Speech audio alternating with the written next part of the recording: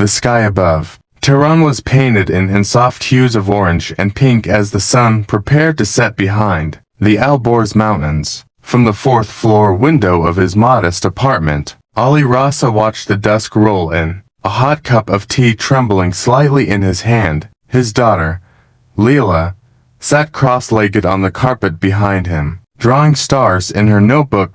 Ali had been a school teacher for 12 years, humble, kind, and well-loved in his community. But tonight, he could not bring himself to smile. The air was heavier than usual. The whispers on the street, the tone of the news anchors, the panic in people's eyes. He could feel it all pressing on his chest like a weight made of smoke. "Baba?" Leyla asked gently. "Is it true there will be a war?" Ali turned to look at her. She was only 9 years old, too young to carry the burden of such questions. "No, my flower," he replied with forced calm. "People always say such things, but most of the time, they're wrong." Leyla nodded, trusting her father more than the television. She returned to her drawing, a picture of a dove flying between two flags, thousands of kilometers away. In Jerusalem, the same sun dipped lower on the opposite horizon. Miriam Cohen, a nurse at Hadassah Medical Center, walked out of the emergency room into the open air, tugging at the mask line on her face. Her shift had ended, but her thoughts hadn't. She had treated a man earlier in the day who suffered a heart attack on the bus when the driver announced military conscription might be reinstated. Everyone was afraid. She reached the bench outside the hospital gates and sat down with a sigh. Her phone buzzed. It was a message from her brother, David, who had already been recalled to active duty. "Be safe. It's coming." She didn't reply. She COULD single quotes T. Instead, she watched an old Palestinian woman gently feed the cats near the gate. Even in the middle of chaos, there were people who still cared about small, quiet things. Miriam found strange comfort in that. Back in Tehran, Ali's wife, Fatima, stirred lentils over a small stove in the kitchen. "The news says Israel might strike tonight," she whispered when Ali came in to get bread from the counter. "They've been saying that for weeks," he answered, his voice low. "Fear is a tool, and they use it well. But what if it's not just fear this time?" she said, her voice cracking. "What if something really happens?" Ali didn't have an answer. He kissed her forehead gently and carried the bread to the table, where Leyla had now started drawing a tree under the stars. "A tree that never burns," she said when Ali asked her what it was. Even in war, he didn't correct her. In Jerusalem, Miriam stopped at a grocery store before heading home. The shelves were nearly empty. People had rushed to stockpile. She managed to find cans of beans, a loaf of bread, and some apples. As she stood in line to pay, a boy around 6 clutched his mother's hand and asked, "Mom, if there's a bomb, will our house break?" Miriam turned a corner and found a young boy crying, holding a woman's hand that no longer moved. Her face was peaceful, her body still. The boy's name was Tomer. She knelt down. "Hey, sweetheart, I'm Miriam. I'm going to take care of you. Okay." He didn't answer, just stared at his mother's hand. Miriam gently pried his fingers away and picked him up, holding him tightly as the hospital shook from another distant blast. Ali walked through his neighborhood in Tehran, like a man moving through the ruins of his own memories. The school where he taught had lost its roof. One wall stood, with the chalkboard still intact. "Dream big," was written across the top in Persian. A group of men were digging in the rubble of what used to be their homes. He saw Omid, his old friend from university, pulling bodies from beneath the stone. "Ali," Omid called, his eyes wild and red. "We need help. A family is trapped under here." Without hesitation, Ali joined in, pulling at the hot, jagged cement. They worked in silence, broken only by the sobs of someone beneath the rubble. Finally, a hand, then a child's face. Alive, the child barely 7 was covered in ash and blood, but breathing. Her parents were not. Ali carried her to the street and cradled her as she shook. No soldier would write his name, no medal would be given. But in that moment, Ali saved a world. In Jerusalem, Miriam stood outside the emergency unit for a moment of air. Her hair was soaked with sweat under her cap. Her hands trembled. Beside her sat an old Arab man, his face wrapped in a blooded bandage. "You are Jewish," he said quietly. "And you still saved me." Miriam looked at him. "You are human?" "That's all I needed to know." They both fell silent. Far in the distance, smoke rose above the hills like a black flower blooming. That night in Tehran, Ali returned home with dust in his lungs and sorrow in his eyes. He sat at the kitchen table, and Fatima brought him a glass of water with shaking hands. Leyla finally spoke. "Did anyone die?" He paused. "Yes." "Did anyone live?" He looked at her and smiled weakly. "Yes, some lived." She nodded and returned to her sketchbook. This time, she began to draw a small girl being carried by a man with kind eyes. In Jerusalem, Miriam watched Homer sleep in a spare cot in her tiny apartment. He had no family left. She didn't know how long she could keep him, but she couldn't let him go. She sat beside him with a flashlight, reading the only children's book she could find, The Little Prince. He didn't respond, but she kept reading, because even in the dark, children deserved stories. The second night of war fell harder than the first. In both cities, broken windows let in the cold, cries echoed down alleys, and yet, candles were lit in homes. Warm food was shared with strangers, and people began whispering one word, hope. At dawn, the line outside the city's only remaining bakery stretched around the block. The smell of charred earth mixed with the faint aroma of baking bread. People stood silently, their expression sunken, clothes layered against the morning chill. There was no more pushing, no loud voices, just the shared heaviness of survival. Ali Rasa stood among them, holding a torn cloth bag, Leyla by his side. She clutched his fingers tightly, her other hand wrapped around a worn doll that had somehow survived the blast near their home. Behind them, a woman cried softly. Ahead of them, a man coughed blood into a handkerchief. There was talk that the wheat storage near Kazvin had been bombed. Supplies were running thin. People would soon be fighting not for politics, but for bread. Leyla tugged on Ali's coat. "Why does everyone look so sad, Baba?" He glanced down. "Because they've lost things that can't come back." She thought about that for a moment, then asked, "Will we lose you?" Ali crouched beside her, gently brushing her hair behind her ear. "Not if I can help it." At the hospital, Miriam counted for bags like they were treasure. She had 20 patients who needed them. She had only 8 bags left. Every time she looked into someone's eyes, she was forced to make a decision. Who gets help today? Who must wait? One of her patients, Rina, a pregnant woman with burns on her leg, had been sobbing since sunrise. Her husband had gone out for bread and hadn't returned. She wasn't crying from pain. She was crying from the not knowing. "I don't want to deliver my baby in a shelter," she whispered to Miriam. "I know," Miriam replied softly, placing a warm hand on her shoulder. "But if you do, I promise he or she will be born into my arms." Rina smiled faintly. "Can you promise that?" "I just did." Back in Tehran, the bakery finally opened its doors. The smell of fresh naan wafted out like a small miracle.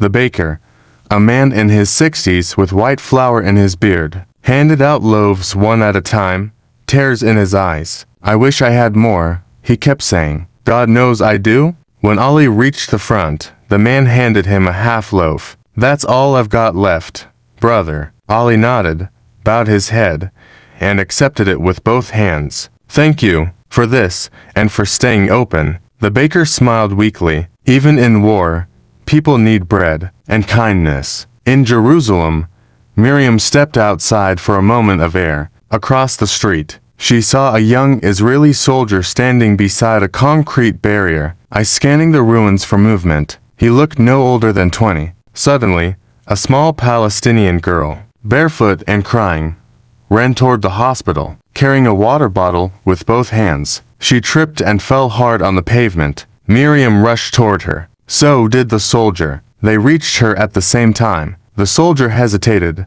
looking at Miriam. "Is she with you?" "No. She's just a child." He nodded, lifted the girl gently, and handed her to Miriam. Then he turned and walked away, eyes wet. That night, the girl's name turned out to be Lena. She had walked 3 kilometers alone. Her family had been hit in an airstrike near Ramallah. No one else had made it out. She clung to Miriam like a shadow. Ali tore the half loaf into 3 pieces, one for Leyla, one for Fatima, the smallest for himself. No one complained. Baba, Leyla, whispered, "Today I saw a boy give his water to a dog." Ali smiled gently. Some hearts don't change even in war. After dinner, Leyla went to bed. Ali stepped outside and walked to the ruined school building. He stared at the broken chalkboard. Then, slowly, he picked up a piece of chalk and wrote, "No war can erase the soul of a people." A few children gathered to watch him. A few more joined in, picking up chalk, writing poems, names, and prayers. The wall became a canvas of resistance, not through violence, but through memory. At home, Miriam bathed Lena in warm water, gently washing the ash and dried blood from her skin.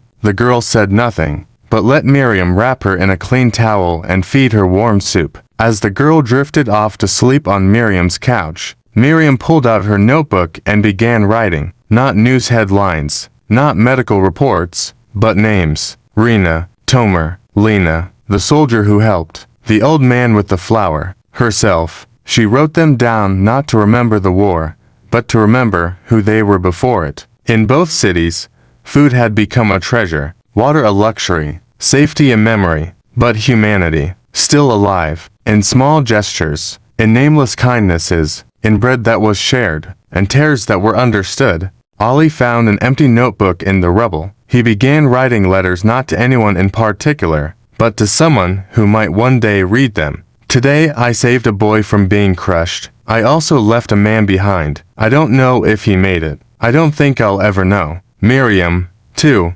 began writing, folding notes into plastic bottles and tossing them into a stream. Near the edge of the city, one note read, "I am a nurse. I don't believe in borders anymore. I just want to see a sunrise without screaming." Strangers began finding these notes and sending their own. In Jerusalem, a young Israeli soldier named Elier was ordered to destroy a suspected Iranian hideout in a civilian zone. He hesitated. He had been following orders for weeks, but today, something in him cracked. He saw children playing with sticks outside the building. One waved at him. He turned off his radio and walked away, tears in his eyes. In Tehran, a similar act happened. An Iranian commander told a young recruit to launch into a civilian heavy Israeli district. The recruit refused. He was beaten and detained, but others began to whisper, "Maybe this is not our war." A mother and child from the outskirts of Shiraz found their way into Ali's apartment building. The woman was barefoot,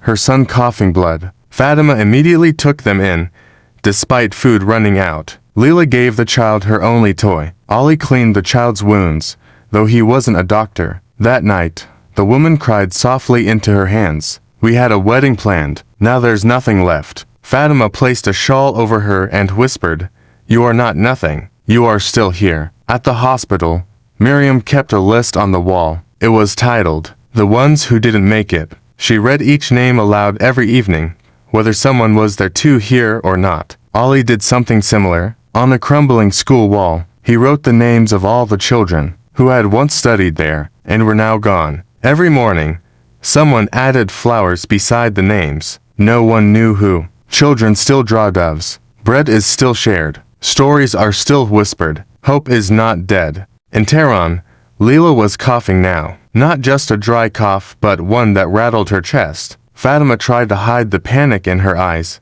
but Ali knew. The ash in the air, the contaminated water, the lack of proper food, it was beginning to take its toll. There were no doctors left nearby. The clinics had either been bombed or emptied. Ali held his daughter at night, humming the lullaby his mother once sang to him, the words cracking in his throat. "Go to sleep, my starlight. The sky will guard you now." In the early hours, Leyla whispered, "Baba, can we go where the birds go? Somewhere quiet?" Ali didn't answer. He couldn't. Across the border, in Jerusalem, Miriam was bearing her own sorrow. Little Tomer, the orphan she had taken in, had died from an infection that couldn't be treated in time. She buried him with a small stone from her garden. On it, she carved the Hebrew word, Zikaron memory. She sat beside his grave and sang a quiet Hebrew hymn. A neighbor watched from a distance, weeping. Rumors spread in both cities. A ceasefire is near. People began to emerge cautiously from basements, some smiling faintly, others shaking their heads in disbelief. Ali walked, with Leyla wrapped in a blanket, toward the old mosque, where a group was handing out medicine smuggled in from Turkey. There, he met a foreign doctor, a volunteer with a red crescent patch on his arm. She needs proper treatment, the doctor said grimly. And soon, in Jerusalem, Miriam heard the same rumor. Her hospital emptied slightly as people prepared to return to their homes if anything remained of them. But by nightfall, the sirens wailed again. In a single airstrike near Isfahan, the mosque where Ali had taken Leyla was destroyed. Ali woke in a pile of dust and stone, blood in his ears, screams around him. He reached for Leyla, but found only her scarf. He dug for hours. Fatima arrived. Others joined. By dawn, they found her body. She was still clutching her sketchbook. Ali didn't cry. He simply sat and opened the book. On the last page, she had drawn 2 birds, one olive branch between them. Miriam returned home in silence. That night, unable to sleep, she turned on her radio the same frequency she had found weeks ago. It was Ali. The activist group had set up a new signal. They were letting civilians speak. Ali's voice was cracked, grief-laced, but clear. My name is Ali Rasa. I was a teacher. I am now a father who buried his child. I don't speak for a government or a country. I speak for everyone who has ever held their child in a war and whispered, I'm sorry. I don't want revenge. I want peace. I want this to stop. If you hear me, whoever you are, know that I still believe in goodness. Miriam sat frozen. Then, she walked to her bookshelf and pulled out a notebook. She wrote down his name, Ali Rasa. She wrote, I heard you. I believe you. 2 weeks passed. The war dragged on. But the illegal broadcast gained strength. People from both countries sent voice notes, letters, songs. No politics, just pain and dreams. One day, Ali's message was played again, translated into Hebrew. Miriam recorded her reply. My name is Miriam Cohen. I am a nurse. I have held dying children too. I do not know you, Ali, but I felt your grief like my own, and I believe what you said. This is not our war. Ali heard it in Tehran, tears streaming for the first time since Leyla's death. They didn't know each other's faces, but their words crossed borders. In Jerusalem, Miriam began leading a small underground peace circle. Iranian voices were broadcast every evening. In Tehran, Ali did the same. At the broken school wall, he played her voice. People listened, quietly, tearfully. A war of governments had built a wall, but a teacher and a nurse were beginning to carve windows in it. A month later, a temporary ceasefire was finally signed. No one cheered. People walked into the sunlight like ghosts. In Tehran, Ali planted a small olive tree in the middle of the schoolyard ruins, placing Leyla's sketchbook beneath the soil. In Jerusalem, Miriam returned to the graveyard with a single white flower, placing it on Tomer's stone, then walking to the edge of the neighborhood, and placing another beneath the olive tree there. The war had taken everything, but it hadn't taken their humanity. Weeks later, a peace organization invited Ali and Miriam to meet virtually. They sat across a video screen from each other. They didn't speak for the first few minutes. Then Miriam whispered, I heard your daughter's poem. Ali replied, I heard your lullaby. They both cried, and in that moment, even thousands of miles apart, two hearts torn by the same war understood each other perfectly. 6 months after the ceasefire, Ali stood once more in the ruins of the school in Tehran. The rubble had been cleared, and in its place stood a long cement wall. But this wall was not built to divide, it was built to remember. Painted across its surface were hundreds of children's drawings, scattered stars, trees, birds, faces, flags with hearts, and most often, a small girl with big eyes holding a flower. At the bottom of one mural, painted carefully in Persian and English, were the words, She drew peace with broken crayons.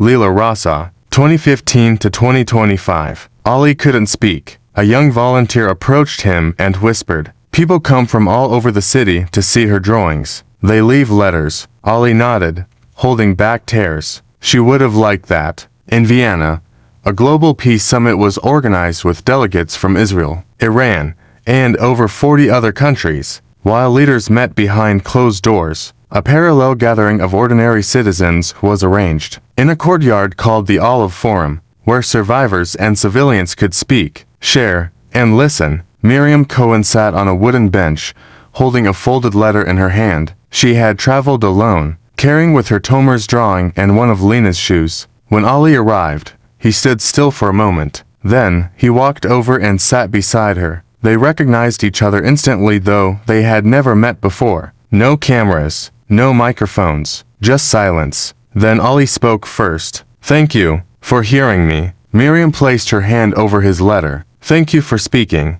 They talked for hours, not about politics, not about missiles, but about bread lines and laughter, ruined hospitals and toy dolls, birds drawn in ash. At the end, Miriam handed Ali a notebook. Inside were copies of every message she had written during the war. Ali pulled from his coat a folded page of Leila's last drawing. They exchanged them like sacred gifts. 1 year after the war, a tree stood tall in a place called the Garden of Unheard Voices, newly built between Jerusalem and Ramallah. It was small but growing, in memory of those who believed in peace even when the sky fell. Leyla, Tomer, and all the unnamed children lost to war. Ali, now helping lead a trauma recovery program for children, visited Israel with special clearance. Miriam met him at the gate, holding a small pot of jasmine. Together, they spoke at a small ceremony. Miriam read Leila's poem to an audience of mothers, children, refugees, and volunteers. Her voice cracked as she reached the last line.